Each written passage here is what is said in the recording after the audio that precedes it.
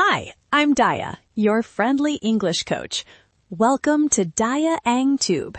Here, we make learning English fun, easy, and for everyone. Let's get started. All right, Hi. Let's get real for a second about the daily student grind. We all know that feeling, right? You've got this grand plan to create the perfect routine, to finally balance your studies, your social life, and, maybe even sleep. But most days, it just feels like you're wrestling with chaos. Well, in this explainer, we're going to break down a real, workable system to turn all that chaos into some serious clarity and control. I mean, you've totally been there. You tell yourself, okay, tomorrow is the day. I'm starting fresh. You set that alarm for some crazy early hour, picturing yourself getting up, studying, exercising, the whole deal. But then tomorrow actually comes. And what happens? Snooze. Then another snooze. You scroll through your phone for a bit, and suddenly the day is already running away from you. It's such a frustrating cycle. And yeah, this is the classic dilemma, isn't it? This huge gap between our best intentions and what actually happens. On one side, you have this super ambitious, hyper-productive plan, and on the other, you've got the reality of hitting snooze, getting lost on your phone, and just rushing through everything at the last minute. This whole explainer is about bridging that gap with a system that actually works for you without causing total burnout.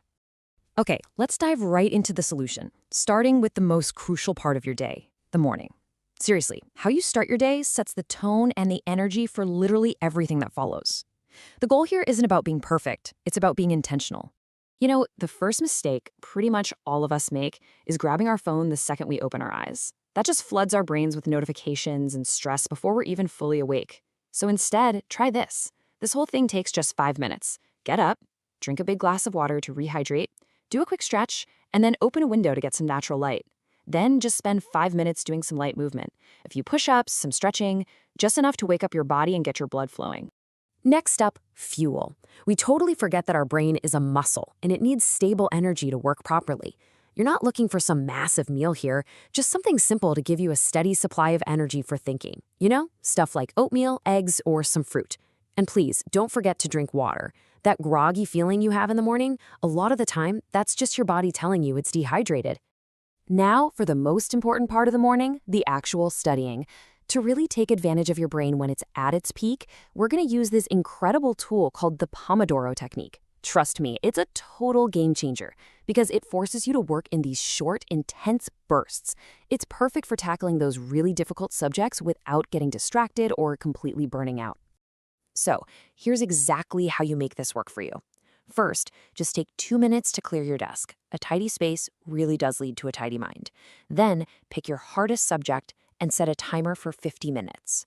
For those 50 minutes, it is just you and your work. No phone, no extra browser tabs. When that timer goes off, you take a 10-minute break. And this is so important. The break has to be phone-free. Stand up, walk around, grab some water. This gives your brain a chance to actually process what you just learned. I just let this sink in for a minute. This is the payoff. When you really learn how to harness that morning focus, you get way more done in 1 high-quality hour than you ever could in 3 exhausted, distracted hours late at night. It's all about working smarter, not just harder. Okay, so you've absolutely crushed the morning. How do we carry that momentum into the afternoon? Well, after that intense burst of deep work, your brain's energy kind of shifts. It's not really primed for intense memorization anymore, but it is perfect for a totally different kind of task. When you're in your classes, don't just sit there passively. Be an active learner. The real magic happens when you stop just copying what the professor says and start rephrasing notes in your own words and asking questions. And here's a little pro tip for you. After every single class, take just 2 minutes, that's it, to jot down a quick summary of the main points. You will thank yourself so much for this when it's time to review for exams. And then comes lunch. To avoid that dreaded afternoon slump, you want to go for something light and balanced with some protein and vegetables. Heavy, fried foods, they divert a ton of your body's energy to digestion, and that's what leaves you feeling so sluggish. And afterward, you might want to consider the power nap. A short 15 to 20-minute nap can literally act like a reset button for your brain, clearing out the chemicals that cause fatigue and boosting your focus for the rest of the afternoon. So this is really the core of the whole strategy, matching your task to your brain's natural energy cycle. As you can see, the morning is for that deep focus work, absorbing difficult new information. But the afternoon, when your brain is better at making connections, is absolutely perfect for application, like solving problem sets, reviewing your notes, and working with other people. And that brings us to the evening. After a full day of focused academic work, it is time to shift gears. This phase is all about recharging your body and your mind, and crucially, setting yourself up for another successful day tomorrow. First things first, give that logical part of your brain a break by doing something creative. Now, this isn't about being some amazing artist. It's just about shifting your mental state. Drawing, writing in a journal, or even just taking a walk lets you express yourself, and it's the perfect antidote to a long day of analytical thinking.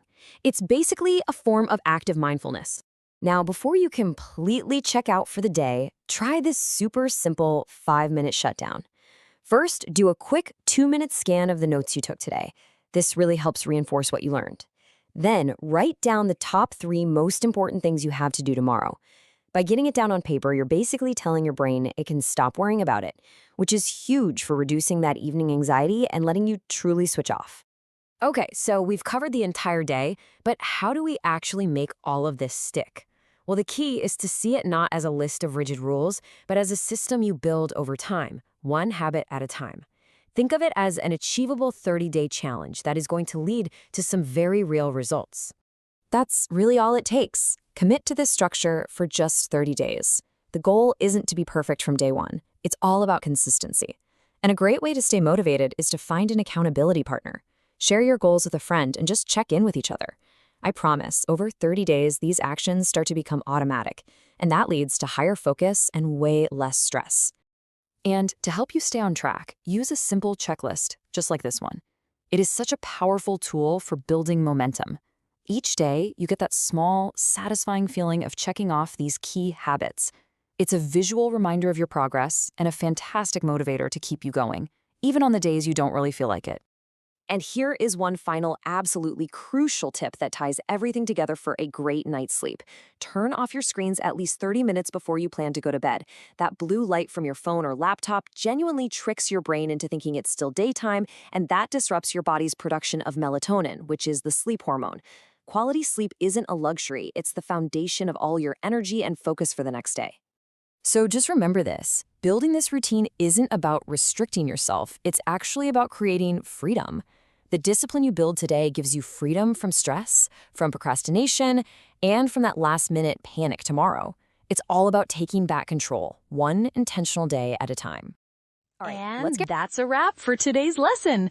Thank you so much for watching and learning with me.